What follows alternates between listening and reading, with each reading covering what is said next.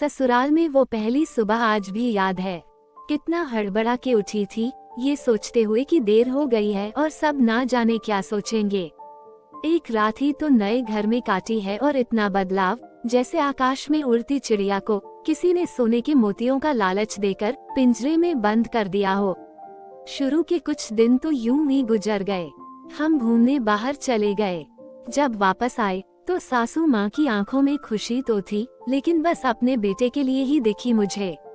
सोचा शायद नया नया रिश्ता है, एक दूसरे को समझते देर लगेगी, लेकिन समय ने जल्दी ही एहसास करा दिया कि मैं यहाँ बहू हूँ। जैसे चाहूँ वैसे नहीं रह सकती। कुछ कायदा मर्यादा हैं, जिनका पालन मुझे करना होगा। धीरे धीरे बात करना, धीरे से हंसना, सबके खाने के बाद खाना, ये सब आदतें जैसे अपने आप ही आ गईं। घर में माँ से भी कभी कभी ही बात होती थी। धीरे धीरे पीहर की याद सताने लगी।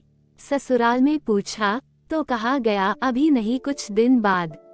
जिस पति ने कुछ दिन पहले ही मेरे माता पिता से ये कहा था कि पास ही तो है, कभी भी आ जाएगी, उनके भी सुर बदले हुए थे।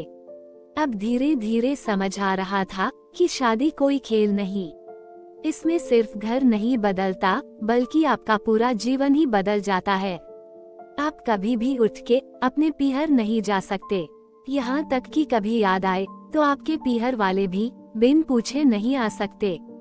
पीहर का वो अल्हड़पन, वो बेबाक हंसना, वो झूठे मुंह रसोई में कुछ भी छू लेना, जब मन चाहे तब उठना, सोना, नहाना, सब बस अब यादें ही रह जाती हैं। अब मुझे समझ आने लगा था कि क्यों विदाई के समय सब मुझे गले लगा कर रो रहे थे। असल में मुझसे दूर होने का एहसास तो उन्हें हो ही रहा था, लेकिन एक और बात थी जो उन्हें अंदर ही अंदर परेशान कर रही थी कि जिस सच से उन्होंने मुझे इतने साल दूर रखा, अब वो मेरे सामने आ ही जाएगा। पापा का ये झूठ कि मैं उनकी बेटी नहीं बेटा हूँ, अब और दिन नहीं छुप पाएगा। उनकी सबसे बड़ी चिंता ये थी, अब उनका ये बेटा जिसे कभी बेटी होने का एहसास ही नहीं कराया था, जीवन के इतने बड़े सच को कैसे स्वीकार करेगा।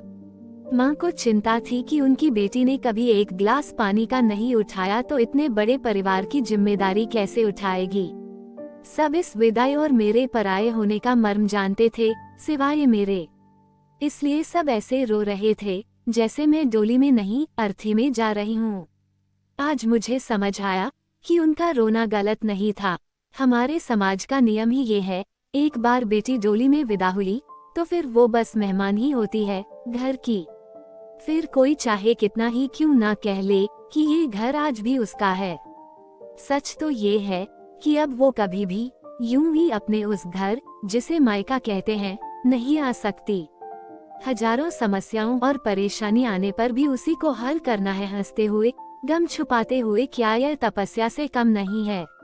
अनजान जगह को सुधार कर अच्छा बनाने का काम करना।